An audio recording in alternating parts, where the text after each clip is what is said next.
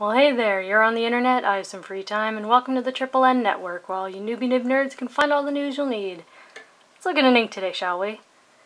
Now, today's ink is by a company that's new to me, and brace your ears, because I'm about to murder this. Rohrer Klingner, Alt-Bordeaux. Yeah, I spent only like a couple months in Germany. I'm terrible at German, especially, you know, where there's so many consonants. Anyways, I was expecting an ink much more like this, which is sort of a dark, deep, sort of a burgundy, almost a purple. Not quite what I got. All the tests were done in this Nemosine Singularity with a, come on camera, not today, 0.6 stub, which is a fairly small stub, and I recently made it just a bit wetter because it was running really dry, but the flow felt pretty wet for this ink anyway. It's got Ackermann number 26 green in there, so really interesting chromatography. In fact, it was so interesting I did it a couple times just because I kind of wanted to see it again and again.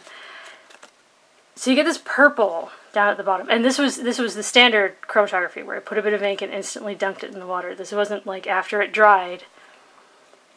There's purple, and then there's sort of like this soft lavender thing going on, then there's this pink, and then you sort of get into like a dark, you know, almost like a maroonish color, except it's purple.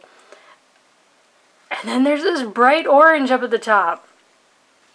There's a lot going on in this ink. Kind of fascinating. It happened here too, which was a different kind of filter, but yeah, all the same. So anyways, moving on. Top down in density, Clairefontaine 90 grams per square meter. 14 seconds to dry, which was a bit longer than I expected for such a small stub.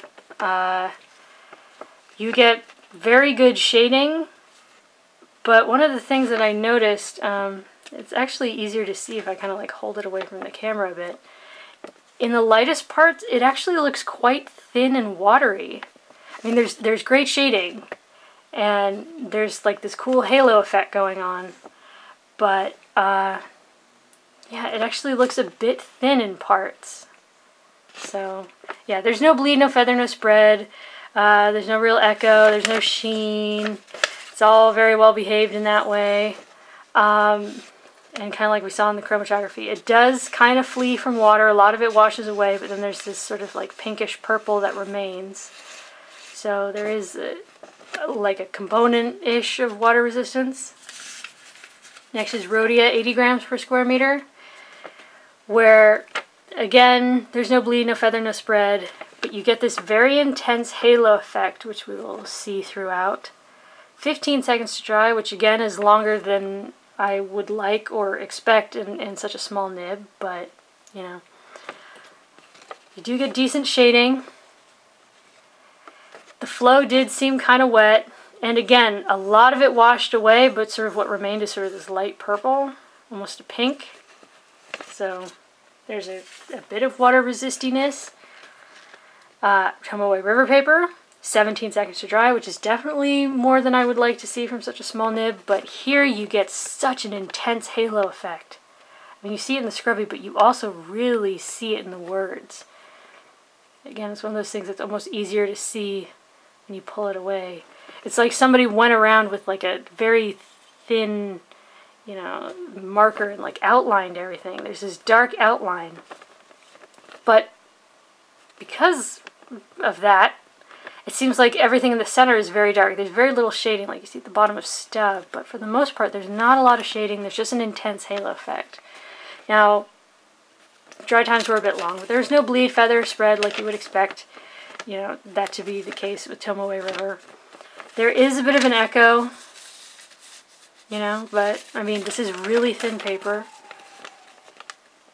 Again, some of it resisted water. Oh my god, they're after me. Don't tell them I'm here. Anyways, some remains, a good bit washed away. Next is 20-pound copier paper.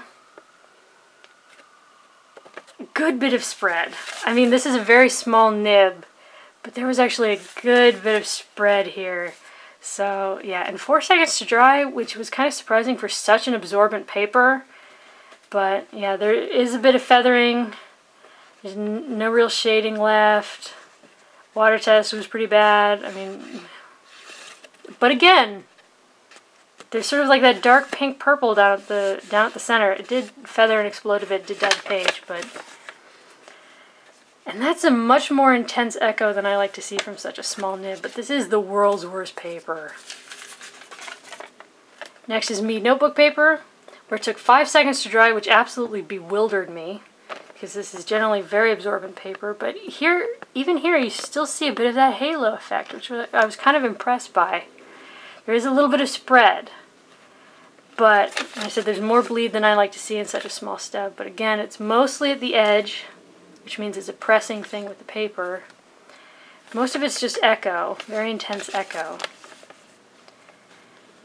Yeah, bad water test, but this paper is just awful. It exploded a bit, it feathered a bit, it dyed the page. But if you absolutely had to recover that, you probably could. Lastly is Moleskine Notebook Paper, but this is that freakishly well-behaved Moleskine paper, so many grains of salt.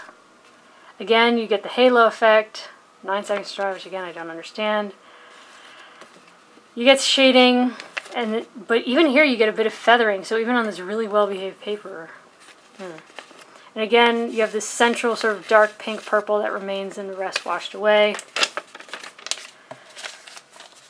Yeah, so there you go. There's Rohrer Klingner Alt Bordeaux.